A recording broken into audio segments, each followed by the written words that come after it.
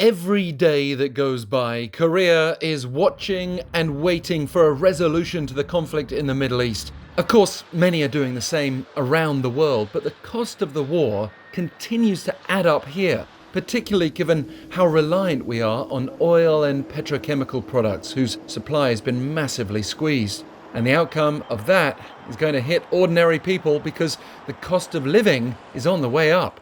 According to the Bank of Korea, import prices soared just over 16% last month. That kind of month-on-month hike hasn't been seen since the so-called IMF crisis of the late 1990s.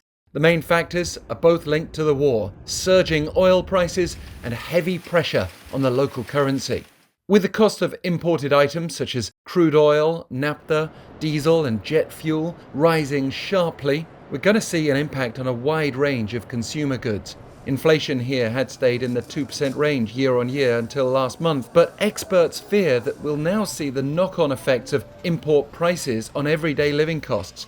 Speaking before of the IMF, or International Monetary Fund, it's raised its inflation forecast for South Korea this year by 0.7 percentage points to 2.5%, citing rising global oil prices. And rising inflation makes the Korean central bank more likely to raise the benchmark interest rate, further impacting ordinary people seeking loans or paying off debts at variable rates. However, the IMF does see enough resilience in the Korean economy to keep its 2026 economic growth forecast for South Korea unchanged at 1.9%, even as it revised down its growth projection for the global economy by 0.2 percentage points. Seoul's finance ministry said, despite the impact of the Middle East situation, the country's growth outlook remained unchanged on the back of strong exports and offsetting effects from a supplementary budget. Korea's recently approved 26.2 trillion won supplementary budget will help to ease trade uncertainties, as well as its efforts to secure the supply of crude oil and naphtha.